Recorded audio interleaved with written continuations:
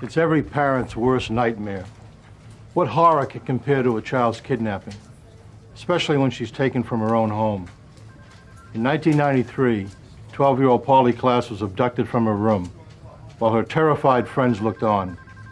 The crime took less than 10 minutes. It shocked the nation and forever changed the way child abductions are handled.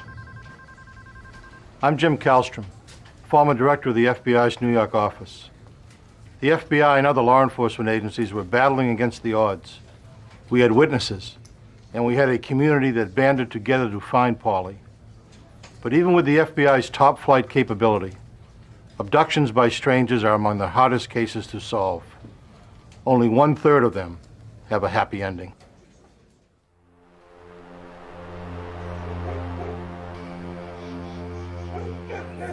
October 1st, Polly Klaas and Jillian Pelham were waiting for another friend outside of Polly's house in Petaluma, California.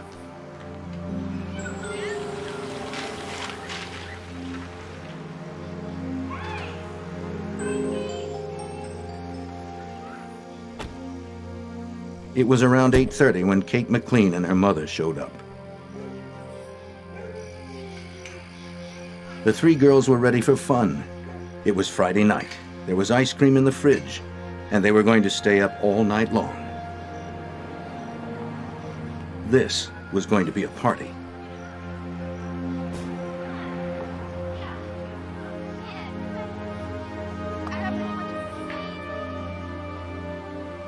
No one had any idea of the danger that lurked so close by.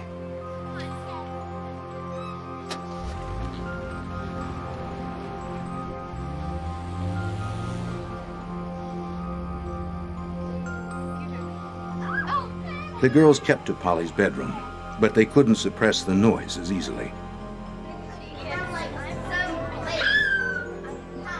At about 9:45, Polly's mother, Eve Nickel, looked in on the girls and asked them to keep it down. She was suffering a migraine headache and thought she'd turn in early.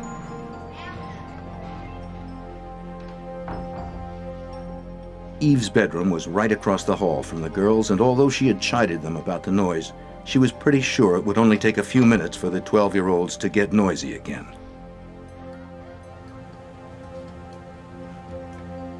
Before going to bed, Eve took her prescription pills to block out all distractions and get her fast to sleep.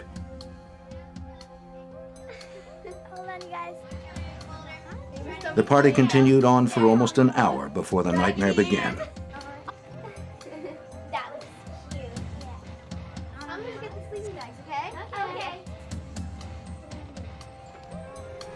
It was around 10:30 when the intruder entered the room. At first, Kate and Jillian thought it was a joke. Then they saw the knife. He told them if they screamed, he'd slit their throats.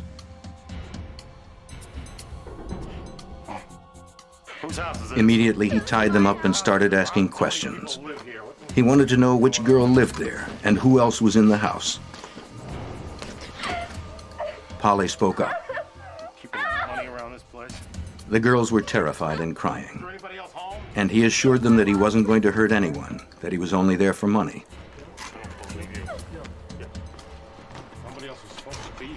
But when Polly told him where some cash was hidden in a jewelry box, he made no attempt to find it. He gagged the girls and took the cases off some pillows to use as hoods.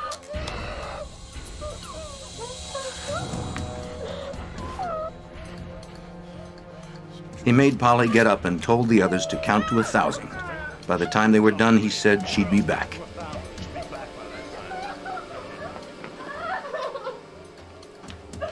Then he took Polly Klaas and disappeared into the night.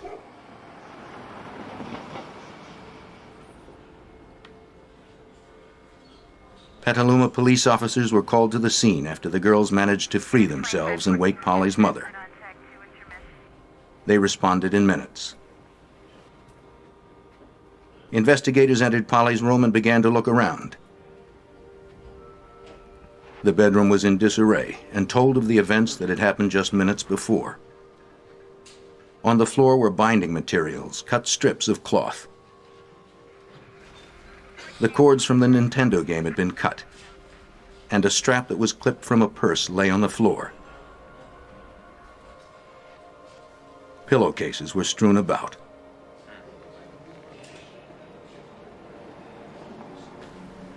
I know. What Petaluma Police Detective Mike Meese saw wasn't encouraging. So I remember standing at the doorway to Polly's room and looking at these few bags of evidence that we had been able to collect and thinking that that was just such a pitiful amount. And I looked down at the rug and I talked to my partner, Larry Pelton, and said, "Let's take the rug." And he said, "Why?" And I said, "I don't know why, but let's just take the rug. We just don't have enough evidence." FBI. Police were in desperate need of assistance. Fortunately, help was on the way. After being contacted by the Klaas family, the Federal Bureau of Investigation offered its expertise. How about, have you all talked to the mother? Yes. Shortly after midnight, the FBI appeared at the house of Polly Klaas. Typically, the Bureau handles kidnappings, and with 800 a year to investigate, they have plenty of experience. Because he was familiar with the community and experienced in kidnapping cases, Special Agent Ed Fryer became the lead investigator. But he knew something about this case was different. It had all the earmarks of a stranger abduction case because the statements from the two girls were consistent.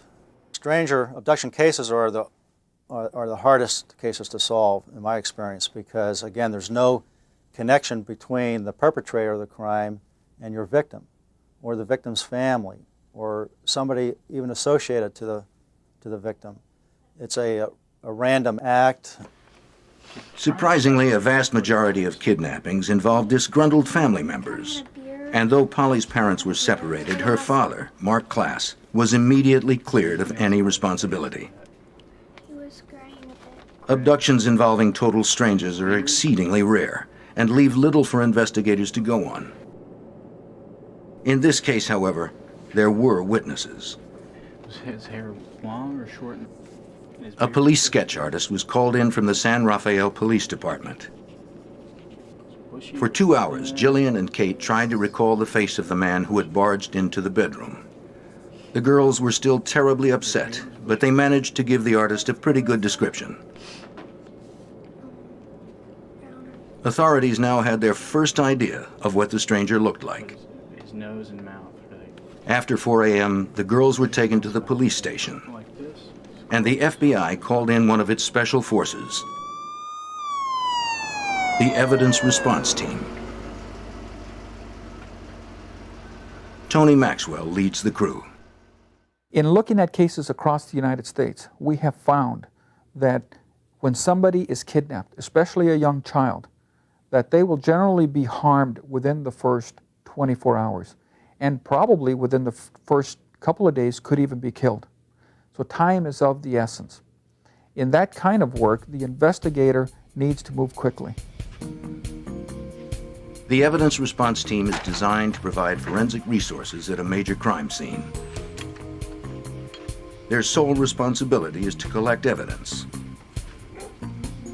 and they use the most sophisticated collecting equipment available to do it.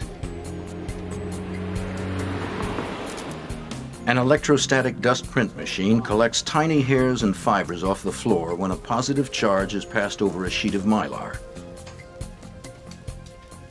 Any loose debris clings to the mylar and is sent to a lab for careful inspection.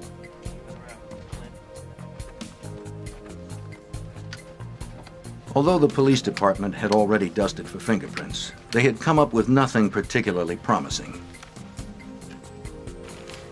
But they didn't have access to the same equipment as the FBI.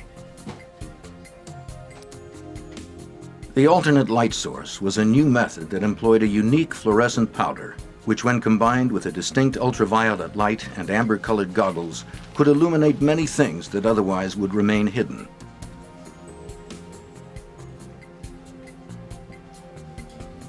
The team found 4 dozen fingerprints the police were unable to see using conventional equipment. But even those were of no use. They were attributed to family and friends. After hours of meticulous searching, something finally turned up.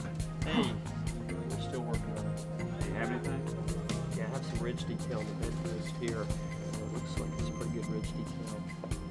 A palm print that at the outset seemed like the first real piece of forensic evidence left behind at the scene. That palm print was found on the bed, on a crossbar of a bed, where he apparently put his hand up for just a second to lean on it, perhaps to support himself as he was grabbing something. And with the alternate light source and the fluorescent fingerprint work that we did, we were able to see it, collect it, and then gather that for the laboratory. At that time, the FBI's fingerprint database, AFIS, didn't contain palm prints, only fingerprints. But even a palm print won't catch a suspect. It will only identify one once he's captured. FBI Special Agent Mark Mershon explains.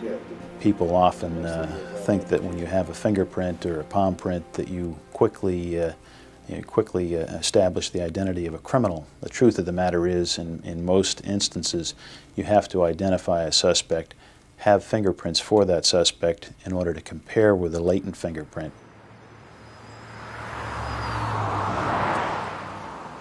The hunt for the suspect prompted authorities to cover Polly's neighborhood inch by inch. By dawn, more than 100 agents and officers had begun a 24-hour search for Polly and her abductor. Helicopters and bloodhounds had been called out, and an all-points bulletin was issued by local authorities and the FBI. Systematically, the authorities searched every house in the neighborhood. Agents went to Polly's school to talk with teachers and students in the hopes that somebody might have some useful information.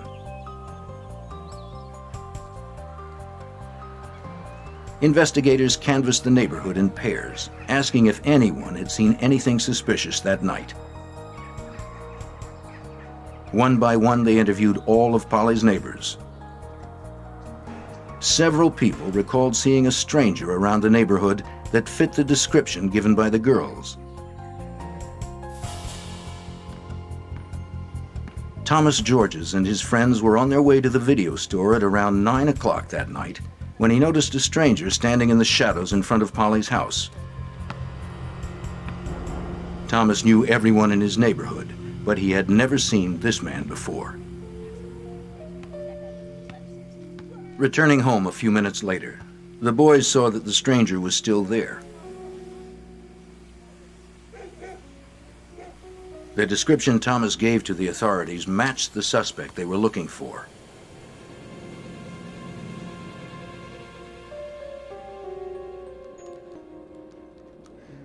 Sean Bush was playing video games with some friends who lived in a small rental cottage directly behind Polly's house.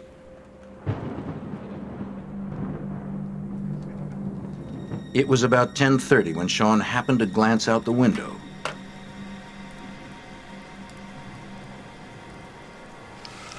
He was surprised to see a strange man on the back porch of Polly's house. He appeared to be going for the back door. His description of the man also fit that of the suspect. There were others who saw the suspicious man that night, but unfortunately none of them alerted the authorities. As Petaluma Police Chief Patrick Parks explains, time was working against them. In stranger abduction cases of small children, there is no more critical factor than time. Time is absolutely of the essence. And for that reason, you have to get out as many resources as you can. You have to put out the word as far as wide as you can.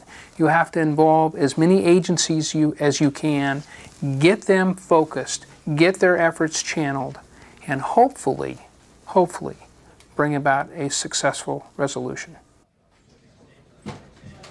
While officers continued to comb the neighborhood, FBI investigators began executing the standard operating procedure in cases like these. After eliminating family and friends as suspects, they focused on ex-cons who were registered as sexual offenders throughout Sonoma County. Gradually, they branched out to surrounding counties, carefully questioning and investigating each registrant. But nothing turned up. This is a hard case to believe that it even happened. There's 3 girls, they're in a slumber party. They're playing games in their bedroom, in their home, in a typical community, in a typical city. And somebody can walk into your home, the sanctity of the home, the security of your home, and take your daughter is if it wasn't impossible, was inconceivable. The following day, the search for Polly Klaas had escalated into the largest manhunt in the nation. A massive community volunteer network was formed to assist authorities. While hundreds of citizens searched, others passed out flyers, trying to cover the entire city as quickly as possible.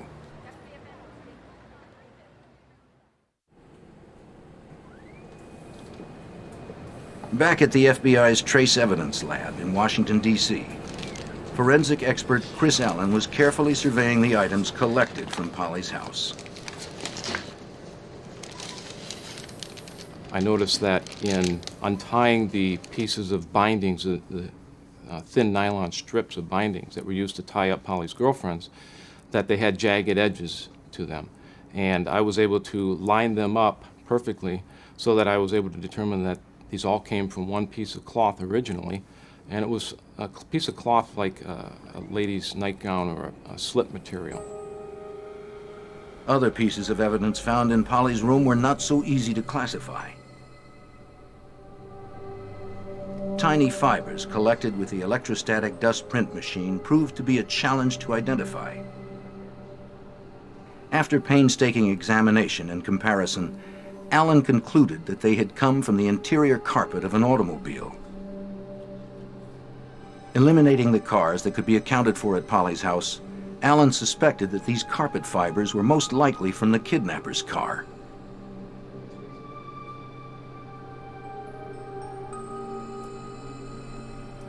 One more item Allen found was a little more personal to the suspect. I found in the vacuuming of the area rug that was in Polly's bedroom that she was playing on with her girlfriends, a dark brown, forcibly removed head hair. And I say forcibly removed because it had a 3 or 4 millimeter root sheath on it, actually skin material that comes out of the scalp when the hair is forcibly pulled or yanked out. If Polly had pulled a hair out of the suspect's head, it was evident that she didn't go without a struggle. But even a hair with DNA evidence couldn't bring investigators any closer to finding a suspect.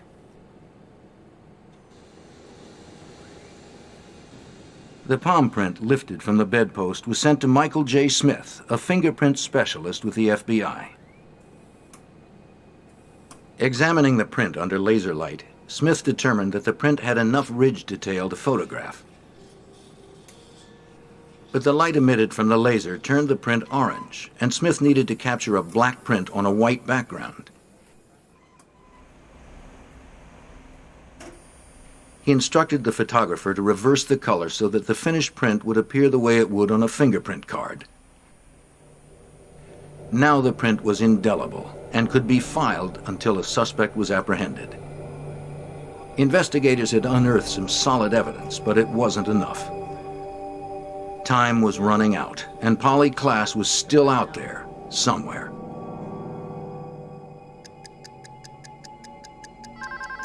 "48 hours after the abduction of Polly Klaas, her father, Mark, got a call. Polly? It sounded like Polly. Okay, honey. She told her father that she was in a hotel room somewhere, and that her abductor had stepped out for a moment. Tell me where you are. Polly! Then the line went dead. It offered the first glimmer of hope. But unfortunately, since Mark's line wasn't set up for a trace, Detective Fryer, all please. authorities could do was wait for another call.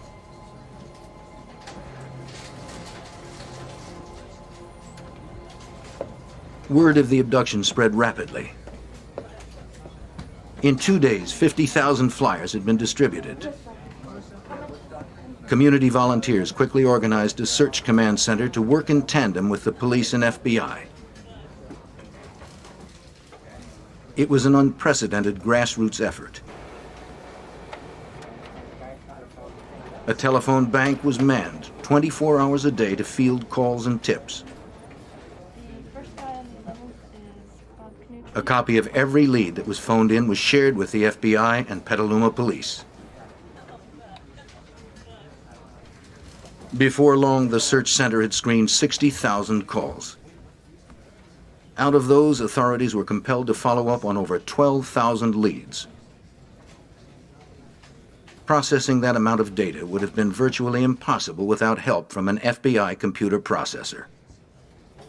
The FBI just happened to have the Rapid Start team. It was a relatively new concept with the FBI, where on an investigation with a high volume of information, we would computerize that information, essentially triage the value of the investigative leads and make the assignments and track the progress. Even with so many leads, there was one in particular that investigators were anxious to follow up on. When Mark Klaas received the first call, the FBI was powerless to do anything about it.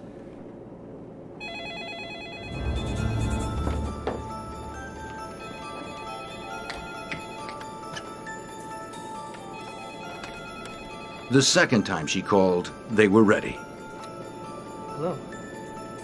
Like the previous call, it sounded like Polly, How are you, and honey? she could only talk for a short time before she had to hang up. Where are you? But it was long enough for authorities to make a trace. Polly. Got it.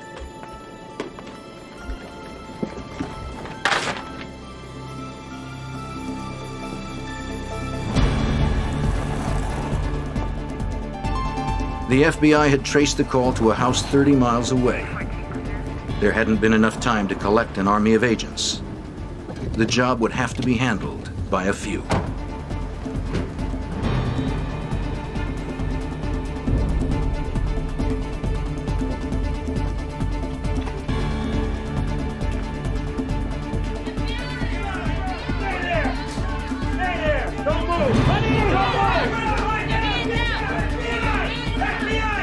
But something wasn't right. This was just a normal family home. There was no sign of Polly or her abductor. What's going on? A terrible realization dawned on the agents. When they sat down with one of the girls in the house, she confessed to making the calls. She admitted that friends from school had dared her to call and impersonate Polly. The entire incident had been a cruel joke. This was the only indication we had after a week's time that Polly just might be alive still, and we all were poised and hopeful that this would yield a solution and her safe recovery. Of course it didn't. In mid-October, Kate and Jillian were brought in to give another description of the man who tied them up. A highly acclaimed forensic artist was flown in to make a second sketch. It was pretty well cut. The artist was known for relaxing witnesses enough to coax an accurate description from them. The girls were less stressed than they had been that night, and were able to give her more to work with. No, they were The second sketch was much more precise. This sketch looked like a person. New flyers were distributed immediately. There was no time to waste. But if you look back at true stranger abductions, we have this rule of thirds. The children who are abducted, typically 1/3 are recovered alive, 1/3 are recovered dead, and 1/3 are simply never heard from ever again. That's what we faced in this particular investigation, and that, I think, was one of our motivations to keep the sustained effort up. After a reward had been offered for Polly's return, authorities received a call demanding a $10,000 ransom. They traced the call to a Petaluma apartment building. This time a SWAT team showed up in force. They were not going to take any chances. FBI! FBI! Come on! Down! Man! Down! Once again, authorities and the family had been fooled. Hands behind your back. Don't move. Do not move. Going on. Don't move. 20-year-old James Hurd was arrested for attempted extortion and posing as a kidnapper. It was a crushing blow for everyone. It became very frustrating. It was certainly distracting towards the main thrust of the investigation, but you had to deal with it. There was no way around it. You could not ignore those things. And it certainly chewed up a lot of time and resource. The family had been especially discouraged. A letter Polly's parents wrote to the kidnapper was published in the October 17th San Francisco Examiner. Whoever you are, wherever you are, please return Polly to her family. She belongs here. We miss Polly so much. We miss the twinkle in her eye and her sweet humor. We long to see her beautiful smile and hear her musical voice. They also addressed Polly. Our darling, if you can read this, please know that your mommy and daddy love you so much, and we will continue to search for you until we can hold you safely in our loving arms again. I don't think I ever lost hope. So I had numerous contacts with Mark Klaas, with Eve, with members of the family, and that was a question posed to me many times. And my response was no. We have not lost hope. We will not lose hope. Across the country, people wanted to see Polly brought home. Banners sprang up, and Americans began a candlelight vigil. Thousands donned ribbons of lavender, Polly's favorite color, to show their support of the search. We conducted searches during the day, during the night. We had a 24-hour operation going. We conducted searches sunny days, on foggy days, rainy nights. Whenever the information came in, we reacted to that because in a case like this, physical evidence is crucial. The search never stopped. The Navy and search and rescue experts joined the thousands of volunteers who were constantly looking. Police and volunteer task forces worked tirelessly. But it would be nearly 2 months before anything broke.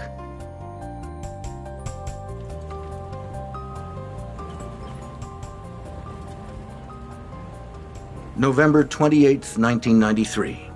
It was 2 months after Polly Klaas was kidnapped that authorities got their first real lead.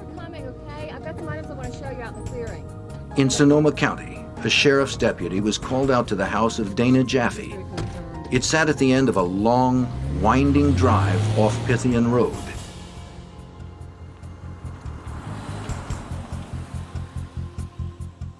Dana had been out inspecting her property when she noticed something unusual and thought it might be of use to investigators.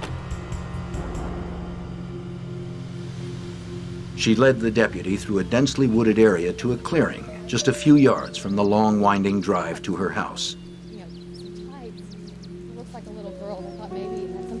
Scattered in the woods were a few items that seemed somewhat suspicious.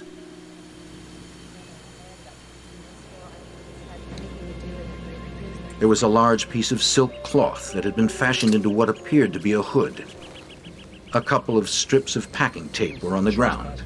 Yeah, it's about 2 months ago.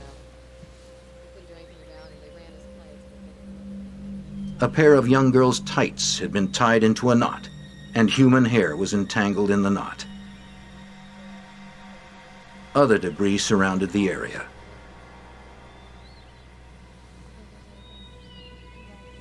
Then Dana recalled the night she'd caught a trespasser on her property not far from where they stood. It was nearly 2 months before. It all started when Dana's babysitter, Shannon Lynch, had left Dana's house and was making her way back down the long driveway. A man was walking down the middle of the private drive. His stranded Pinto was off to the side. Get out of the car and help. He said that he was stuck and insisted that she get out of her car and help. He also wanted to know what was up the drive. But Shannon immediately sensed something wasn't right. She'd later describe him as looking like a wild man. She drove on, leaving him there, determined to get to a phone.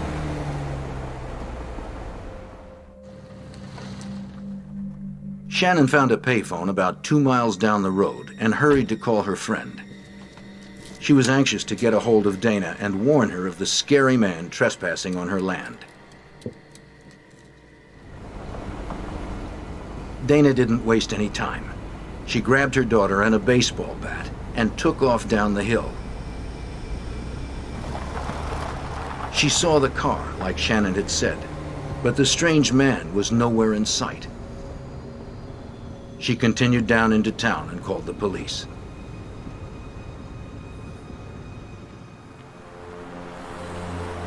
A few minutes after midnight, 2 Sonoma County Sheriff's deputies showed up. Dana explained that she didn't really want the intruder arrested for trespassing. She just wanted him off her property. The deputies found the trespasser, a little agitated. There was alcohol on his breath, and he was sweating profusely. There were bits of leaves and brush in his hair, as if he'd been rolling around on the ground. He told them that he'd been out sightseeing when he realized that he was on private property. When he tried to turn around, he got his car stuck on the side of the drive. He blurted out that he'd been under the car trying to free it, but the deputies didn't believe it. The way his car was trapped, there wasn't enough room for a person to get underneath. The deputies administered some roadside sobriety tests, but he passed them all. Looking in his car, they found some cans of beer in a plastic bag and a small duffel bag in the back seat. When they asked him if he'd been drinking, he actually opened a beer and began to drink it.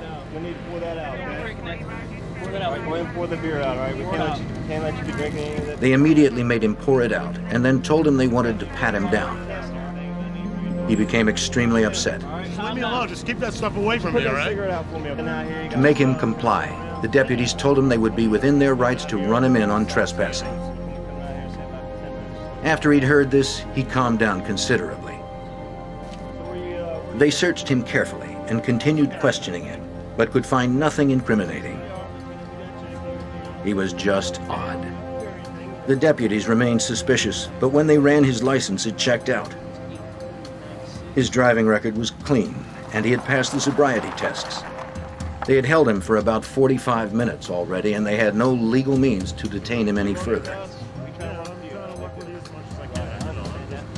There was nothing left to do but pull his car out and send him on his way.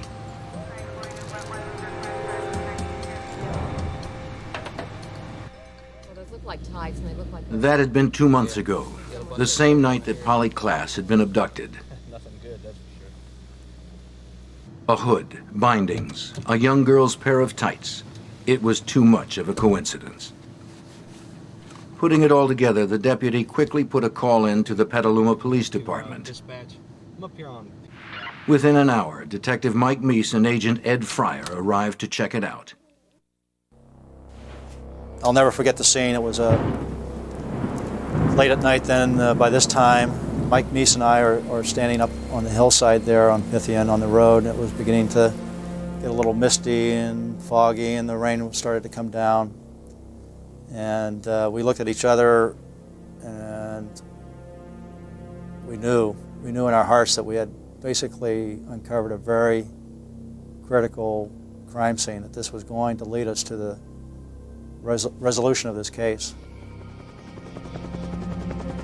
After the evidence was collected, investigators immediately began searching the Pythian Road site for any signs of Polly. We spent days searching the mountain with over 300 volunteers. I believe we had 25 to 30 search dogs, and we conducted extensive ground searches for Polly, believing that she was still alive. which was the premise that we were working on. As the search commenced, everything began to snowball. Authorities checked with the Sonoma County Police to get the full report of the incident that happened on Dana Jaffe's property. The man deputies had questioned was Richard Allen Davis.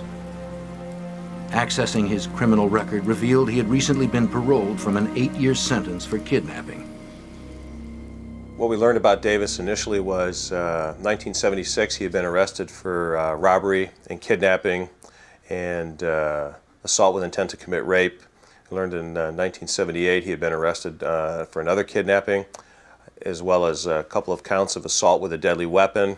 1984 he'd been arrested for a kidnapping case, assault with a deadly weapon, including the use of a firearm, and armed robbery. You start reading these reports and realize, you know, hey, this guy's a bad actor. This is an individual certainly more than capable of being involved in a crime like this. The arrest photo on file matched the girl's description. His mother lived in Petaluma, giving him reason to have been there. The pieces were falling into place.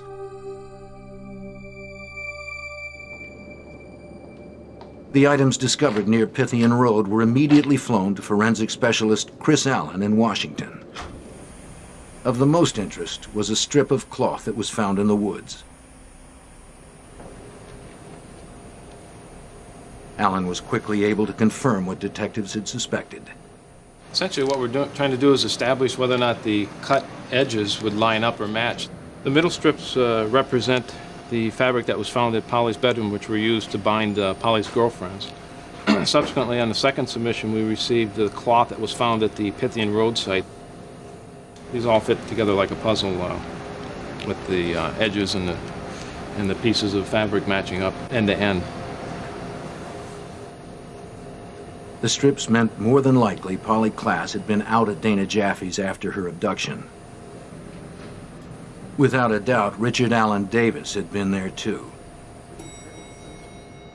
Though it wasn't enough to arrest Davis for kidnapping, detectives felt if they could just get him in custody, they could quickly gather the evidence they needed to tie him to Polly's disappearance. Everything else fell away, and we focused on what we had with Mr. Davis, what happened out there at Pythian Road, and what we were going to do next. When investigators discovered Davis had an outstanding warrant for breaking parole and DUI, they decided to bring him in. But he wasn't at home when they arrived. Then a deputy sheriff who was securing a perimeter around the area stopped a van. At the wheel was Richard Allen Davis.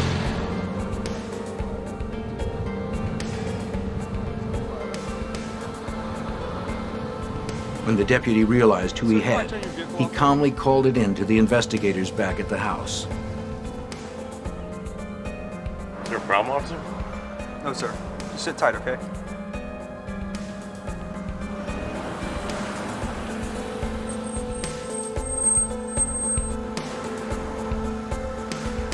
Authorities reported to the scene, and Detective Meese approached the van and asked Davis to step out. Step out of the van? He informed him that he was under arrest for violation of his parole. No. I'm Detective Meese. I'm arresting you for One thing I think it's important to understand how Richard Allen Davis was taken into custody, because it was such a low-key event, and because Mike Meese went ahead and handcuffed him. He did it in a very professional way, and he started a rapport going with Richard Allen Davis that later was very useful in bringing resolution to the case. It had been 2 months since Kate and Jillian had seen the man who took Polly Klaas, but they had no trouble picking him out of a lineup.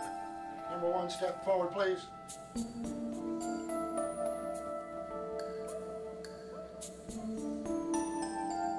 Even without the beard, his was a face they could never forget. Number one, step back, please. Though he'd been arrested for parole violation, Davis was questioned about the kidnapping.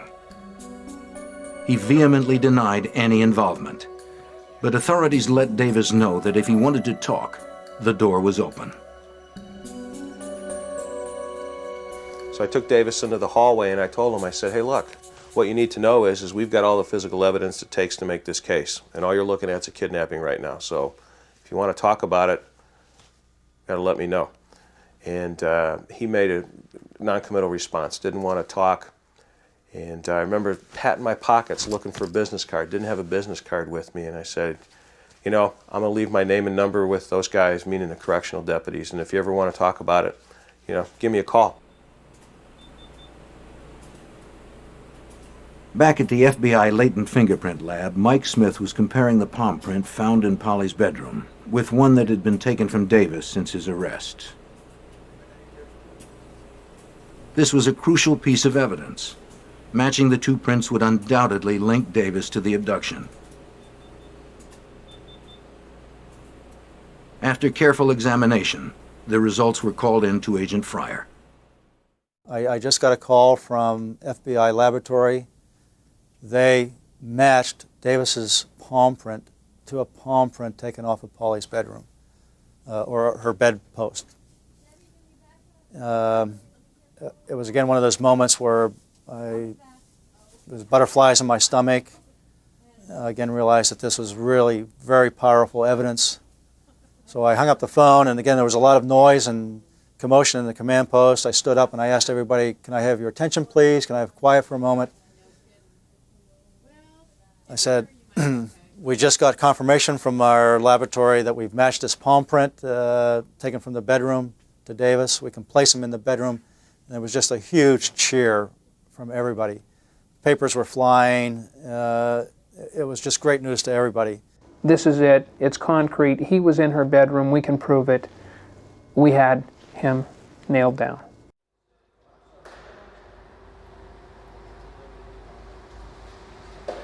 Though news of the matching print had gone public, Davis was being held in isolation and had not heard anything about it. Then one day, a friend of his showed up for a visit. He urged Davis to talk to authorities and tell them where Polly was. But Davis continued to deny responsibility. Then his friend gave him the news the rest of the nation had already heard. It came as a complete surprise. Davis realized it was going to be impossible to explain how his palm print got in Polly's bedroom. There was only one thing he could do.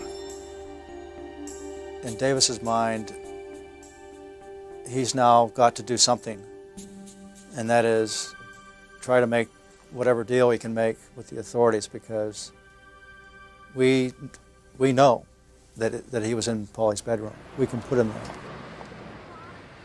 While on his way to the massive search for Polly near Pythian Road, Detective Meese was paged to call the jail. This was the moment everyone had been waiting for, and Meese was anxious about what he might find out. After this wait, you know, Davis comes on the phone, and I recognize the voice. So I know it's him, and I said, he says to me, he says, "Hey, I screwed up. I screwed up big time." Detective Meese and Special Agent Larry Taylor met with Davis in the interrogation room, where Davis related the details of the night of October 1st. Though he was living in something like a halfway house, he had applied for an overnight pass to go visit his mother in Petaluma. Unable to find her house, he had a few beers and walked the streets of Polly's neighborhood. At one point, he was stopped by a man who wanted to sell him some marijuana. He decided to go ahead and buy the joint. In Davis's own words, he got really buzzed and went to the store for more beer. He soon found himself wandering the neighborhood aimlessly. He wasn't sure where he was or what he was doing. But Davis had come to the neighborhood prepared. He'd brought a bag packed with bindings and tape. Forensic experts were able to determine that he had cut the strips with a pair of scissors, a fact which implies intent.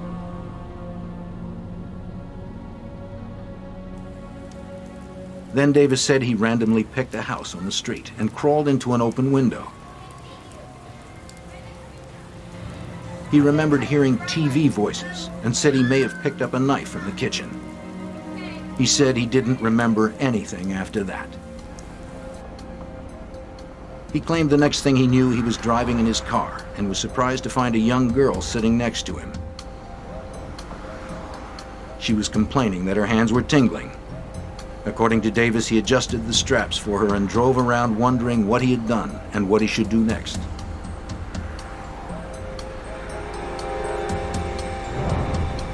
Then he drove off the side of the road and got the car stuck.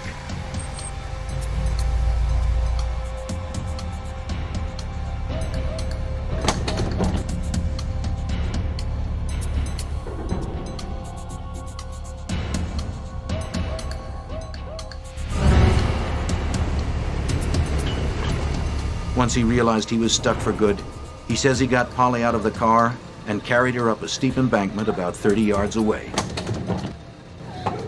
Get out of the car! He planned to leave her in the darkness until he could figure out a way to free the car.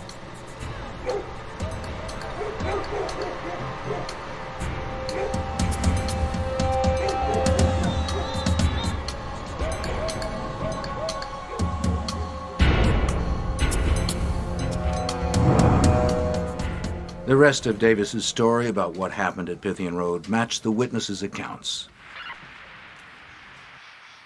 At the time of the incident, the bulletin about Polly's abduction was just going out over police radios. But the deputies were tuned to a different frequency and would not have heard it even if they had been in their cars. They ran his license, but the equipment they had at that time was only able to give a cursory printout of Davis' driving record. It couldn't generate his criminal record. They found nothing they could hold him on. What I want you to do is, all right, I'm going to follow my finger. Davis recalled how the deputies pulled his car out and escorted him to the main highway. But he claims that he waited for 15 or 30 minutes and returned to the site to find Polly. Then he just drove around. At some point, he realized he had to get rid of her. At long last, authorities had found out what they'd been desperate to know. Polly Klaas was dead, and Richard Allen Davis was the man responsible.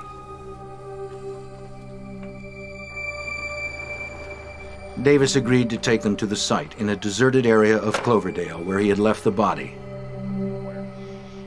It was night, but inspectors felt the need to confirm Davis's story couldn't wait until daybreak. He led them to a field near an abandoned lumber mill. Out in the field, under some boards, investigators found the body of Polly Klaas.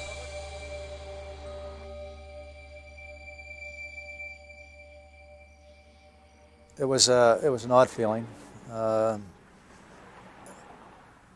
You're in the presence of somebody like Davis, and just a few yards away is what's left of a very beautiful, innocent 12-year-old. The Polly Klaas case was special because people cared. Because the whole community stepped forward and said, this is the last child you're going to take, and that this is our child, and that we are going to go out and look for her until we find her. The case wouldn't come to trial until 1996. But after 10 weeks in the courtroom, a jury found Davis guilty on 10 counts, including kidnapping, robbery, burglary, murder, and attempting to commit a lewd act on a child. The latter charge Davis continued to deny during the entire trial. Investigators strongly believed that despite Davis's testimony, Polly was already dead at the time deputies helped him with his car. He was sentenced to death and continues to sit on death row at San Quentin Prison.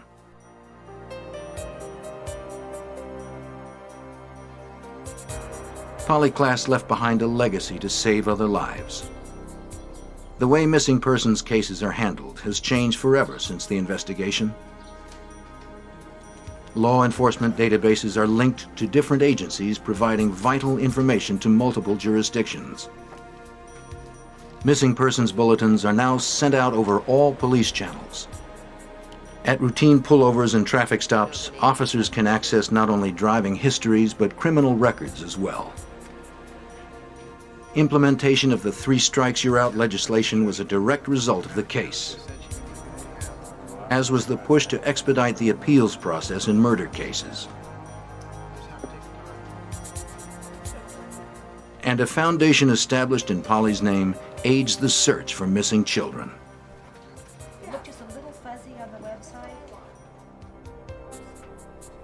Involvement of the FBI was critical to bringing resolution to this case. Had they not come in and gotten involved early on, it's doubtful we would ever have had resolution, or certainly that it would have been as quickly as it was, even though it seemed like a long time. The unique partnership that was formed between local police and the FBI set a precedent that continues to this day.